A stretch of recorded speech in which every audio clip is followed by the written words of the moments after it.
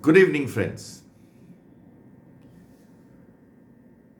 Welcome to the another talk on the Service Selection Board. A candidate who wants to become an officer in Indian Armed Forces has to go through the 5 days of Service Selection Board interview, and the three assessors mainly who assess you or carry out a dissective analysis of your personality during this 5 days of stay at Service Selection Board centers are popularly known as you all are very aware and always being worried about their way of looking at you. First one is the psychologist, the GTO, and thirdly the IO or interviewing officer. Now, here today I am going to tell you a kind of environment in which you are subjected to some exercises by three types of assessors. And these, from my point of view, are named a bit differently for you to understand how to deal with them or what is the environment in which you are actually operating with these assessors. Firstly, let's talk about the psychologist. As you go for your 12th class, 10th class, or graduation exams, you go and appear, you memorize few facts and you analyze them in your mind, and you go and reproduce them in the exam. Now you don't know who is going to check your copy. The assessor is not visible. Who is visible? And what is the pressure? Is the examination hall, the time constraint, and a person who is invigilating you. But he is not the assessor.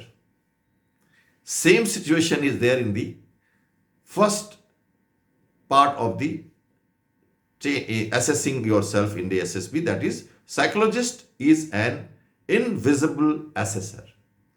You are communicating with him through pen. Brain, of course, mindset, psychological maturity, imaginative qualities, TAT, VAT, SRT, SDT, or PPDT for that matter, first part of it. And then he is going to judge you through your handwriting or your concepts or your production of your thoughts of these four exercises. He is invisible, so you are not under pressure that he is watching you. He is not present. You don't know who is he. So this is a very common, and it is almost same as exams, but obviously there is a very high pressure of time, 15 seconds in VAT, 30 seconds, 4 minutes, SDT, 15 minutes, 5 paragraphs. So time constraints are of a very high value, which is unlikely in other parts of the exam, probably subjective parts of the exam. Second one is GTO. Now this GTO group task is 9 of them in a field level exercise and some of them in the camera or in the classrooms. So he is, as per me, Ankur Group concepts of letting you understand the environment of the SSB, he is actually semi-visible. Why semi-visible? Because he is talking to you and then he is going away and you are not supposed to interact with him. So he is available and he is not available. This is very funny. And I say it's a trap because he's got very less time to speak, convey, brief you, and then demands the solutions. Then he wants to see your activities and on which he is assessing you. So he is very smart. He is trained for his job. He has been trained in a very particular manner. He smiles, he puts a comma or a full stop, it has a meaning. He is talking something, kahin pe nigahein, kahin pe nishana. So, semi-visible assessor has his own duty and responsibilities.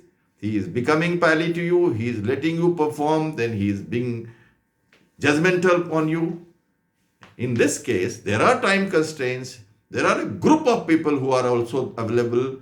Group behavior, collective communication, collective mindset to perform and find the result in a time-bound manner, under assessment by a semi-visible assessor who is available and not available. So friends, when you are dealing with this gentleman, you have to be extra careful. And now comes the third assessor, interviewing officer.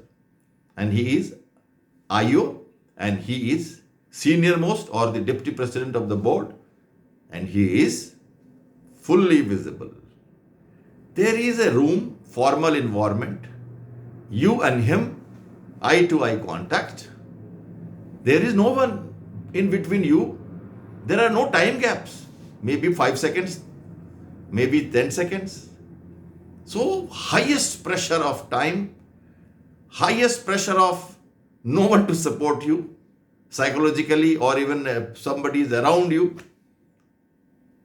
And he is posing questions, probing your mind, dissecting your personality from the third eye. Shiv का तीसरा नेत्र जो psychologist ने किया, GTO ने किया, he is confirming. And he is going to have his say during the conference. So, ladies and gentlemen, my dear defense aspirants, you got to move from the absent assessor to half present and half absent assessor to fully present assessor. That is, psychologist as invisible, GTO as semi-visible, and IO as fully visible.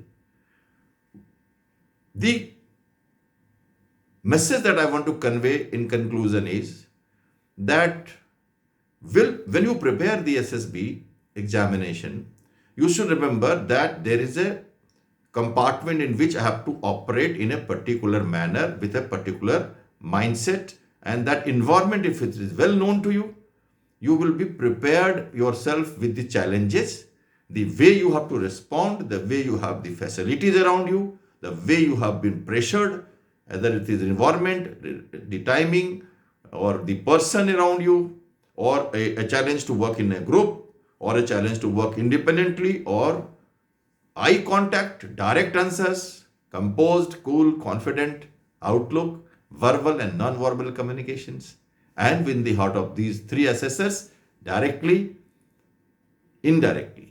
So if you want to succeed in the SSB, remember these points.